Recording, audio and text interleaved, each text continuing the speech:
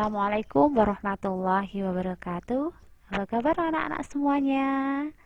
Kembali lagi di pembelajaran daring kelas 4 SD Muhammadiyah Pati.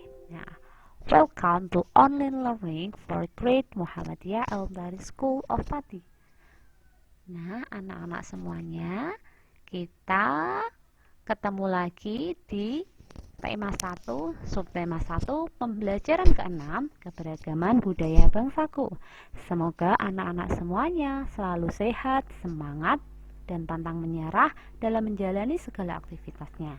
Nah, anak-anak, before you do something, you have to pray first, ya. Berdoa mulai. Finish. Oke, anak-anak. Nah, ini ada namanya Siti. Siti berasal dari Sumatera Barat, ya, atau orang-orang menyebutnya dengan orang awak. Nah, ada yang masih ingat gak apa ciri khas dari sukunya si Siti? Nah, ada yang masih ingat? Kemarin kita sudah belajar ya.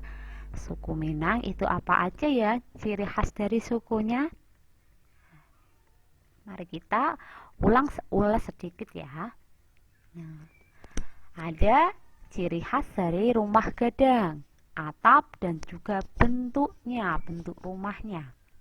Yang kedua ada ciri khas dari makanannya, rendang ya. Ada yang sudah pernah makan rendang ya?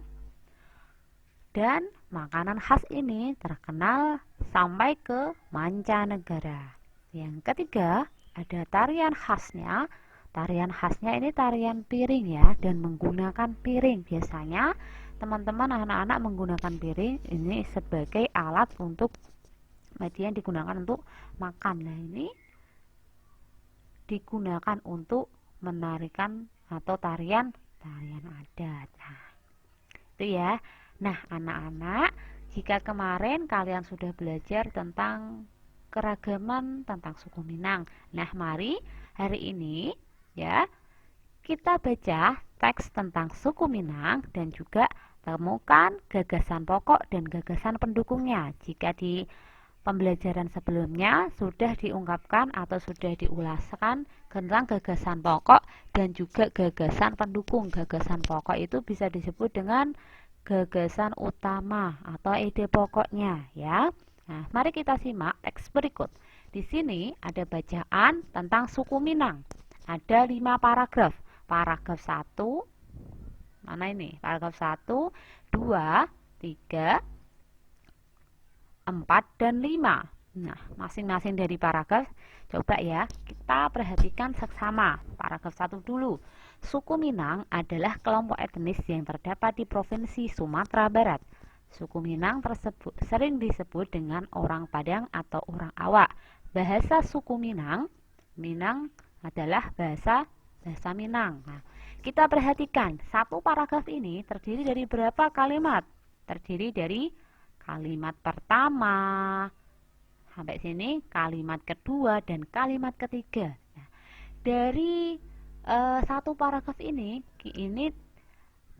pastinya ada yang namanya gagasan pokok atau gagasan utama dan juga gagasan pendukungnya. Mana ya?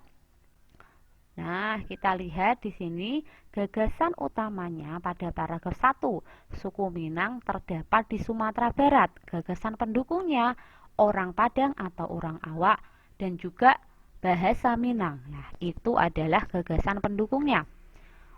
Gagasan utamanya ini ya, suku Minang terdapat di Sumatera Barat. Suku Minang adalah kelompok etnis yang terdapat di Sumatera Barat. Berarti inti atau yang bisa kalian temukan dari paragraf pertama, baris pertama ini atau kalimat pertama ini adalah suku Minang berasal dari Provinsi Sumatera Barat. Nah, kalimat selanjutnya ini adalah kalimat pendukung atau gagasan pendukung. Suku Minang sering disebut sebagai orang Padang atau orang Awak, atau kita bisa menyimpulkannya suku Minang ya itu disebut orang Padang atau orang Awa. Dan yang ketiga, bahasa Minang, tentang bahasa Minang lah. Itu ya cara menentukan ide pokok atau gagasan utama dan juga gagasan pendukungnya. Sekarang yang nomor 2, paragraf kedua. Suku Minang mempunyai rumah adat yang khas yang disebut rumah gadang. Rumah gadang ini terbuat dari kayu, mempunyai bentuk dasar dan lain sebagainya ini ya. Kita lihat gagasan utamanya.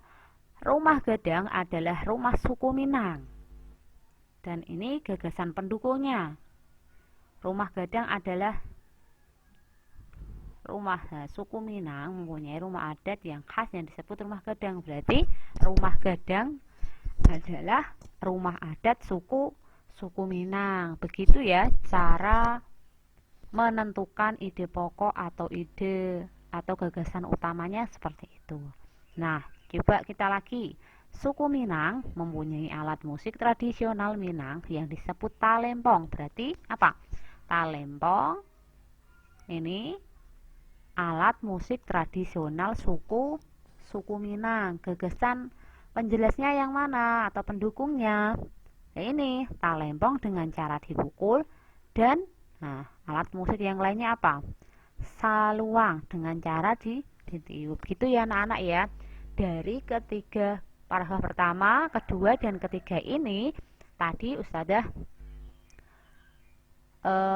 menentukannya ini kita menemukannya di kalimat yang pertama ya. Jadi gagasan pokok itu rata-rata ditemukan di kalimat utamanya, kalimat pertamanya ini ya.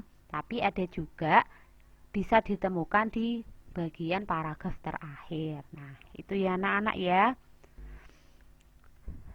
Nah, setelah kita belajar tentang atau menemukan gagasan utama dan gagasan pendukungnya, nah anak-anak kita lanjut lagi ke selanjutnya ya. Nah, anak-anak, tahukah kamu tentang permainan tradisional? Nah, apa sih permainan tradisional itu ya? Nah, anak-anak, permainan tradisional itu ternyata termasuk bentuk dari keberagaman yang ada di daerah di Indonesia ya. Jadi permainan tradisional itu merupakan salah satu dari keragaman yang ada di Indonesia dan banyak sekali ya, masing-masing daerah mempunyai keragaman atau permainan tradisional yang berbeda-beda. Beda daerah pasti beda permainan tradisional yang berkembang di sana. Nah, pada pembelajaran kali ini di sini disajikan ada benteng-bentengan dan gerobak sodor ya, ada dua ini. Nah, anak-anak, dalam permainan tradisional ini kalian juga memerlukan yang namanya keterampilan dalam memainkan ya. Seperti halnya kalian ketika bermain game ya, baik itu melalui bermain game gadget, itu juga keterampilan. Di sini juga permainan tradisional membutuhkan keterampilan apa? Keterampilan berjalan, berlari, melompat ya, kerjasama antar tim. Nah, itu adalah keterampilan yang harus kita bangun atau yang kita miliki ketika bermain permainan tradisional. Nah, itu ya.